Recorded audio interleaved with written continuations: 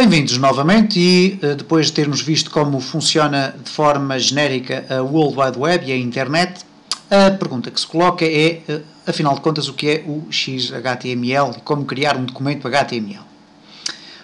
Genericamente, o XHTML é a versão 4 do HTML. Atualmente já existe a versão 5, que introduz novos elementos e tags.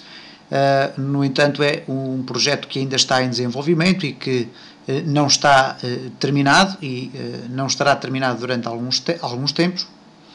E, genericamente, então, o XHTML é um documento simples de texto, ok? Não tem qualquer espécie de código a não ser texto genérico, como aquele que estamos habituados a introduzir em documentos de texto. E por isso um editor de texto como, por exemplo, o Notepad é mais do que suficiente para podermos criar páginas de internet em HTML, ok? O termo Hypertext Markup Language, que provém do HTML, que significa que é o texto estruturado, ok? É um texto estruturado ou marcado por tags, e nós já vamos ver o que é o conceito de tag.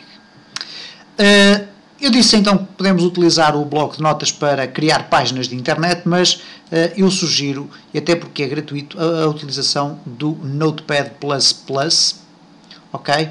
O Notepad++ pode ser facilmente encontrado na internet, para isso bastará ir ao Google, e no Google, ou Google como lhe quiserem chamar, bastará pesquisar por Notepad++,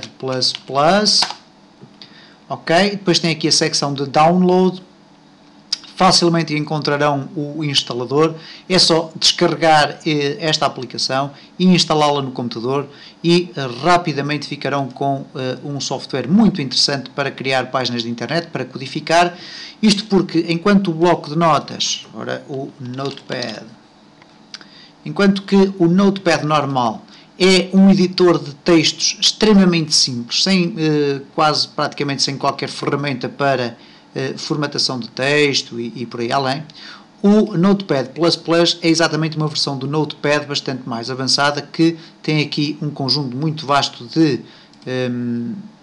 de opções. Eu vou aqui mostrando os menus, e tem inclusive uma função muito interessante, que é o facto de nos permitir definir o ambiente de trabalho de texto de acordo com uma determinada linguagem. E como poderão ver, nós temos aqui a possibilidade de utilizar um formato de texto relacionado com o HTML. E quando eu clicar aqui, o que vai acontecer é que este documento que está aqui aberto vai passar a usar determinadas cores para ir identificando diferentes elementos de um documento HTML, ok?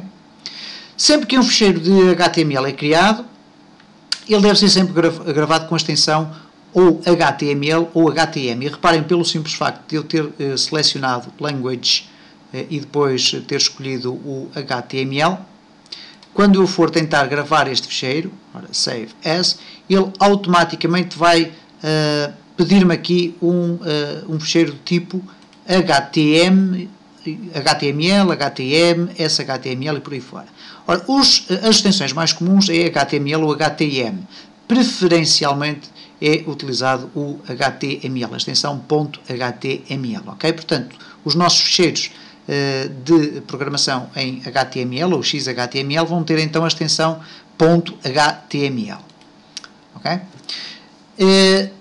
Geralmente, então, a extensão mais preferida pelos programadores é a extensão .html. E desta forma o browser fica a saber que esse ficheiro de texto contém instruções que podem ser interpretadas por si próprio, ok?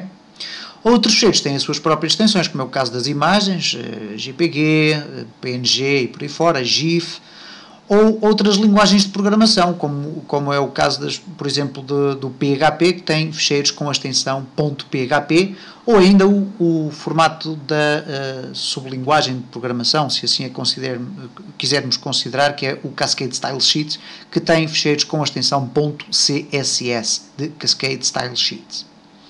Outro aspecto importante é o facto da linguagem HTML dever ser usada o mais possível apenas para definir a estrutura da página, ok?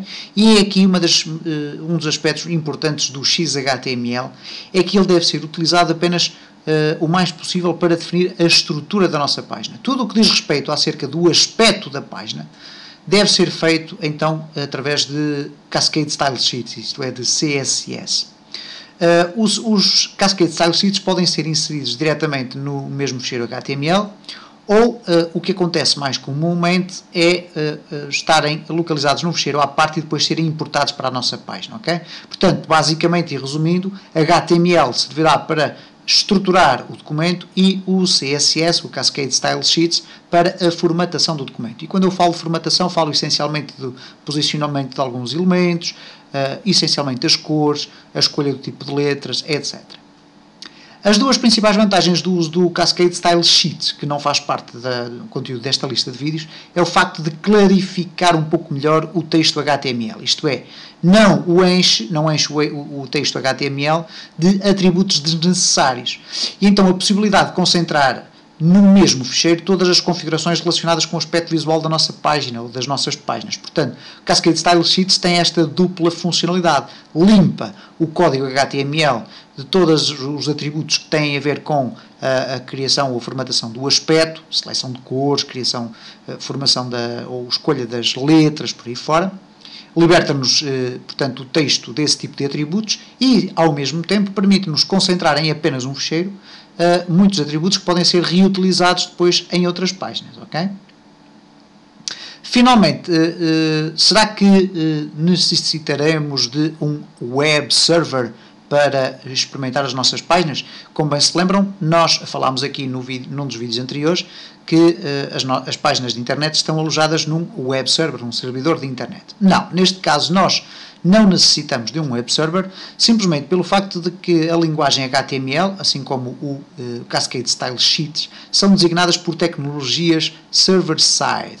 E o que são estas tecnologias, ou melhor, não são tecnologias server-side, perdão, são tecnologias que funcionam do lado do utilizador, ok? As tecnologias server-side são as tecnologias que funcionam do lado do servidor e por isso, quando falarmos sobre linguagens do género de PHP ou ASP.NET, estamos a falar de linguagens de programação para a web cujas funcionalidades são implementadas do lado do servidor. E o servidor depois vai acabar por gerar documentos do tipo HTML que envia para o nosso browser e, portanto, o nosso browser consegue interpretar ficheiros de HTML que estejam guardados no nosso computador. Portanto, daí não ser necessário estarmos a criar artificialmente ou transformar artificialmente o nosso computador num servidor de internet, porque vamos ter a ocasião de poder experimentar as nossas páginas HTML sem ter um web server criado.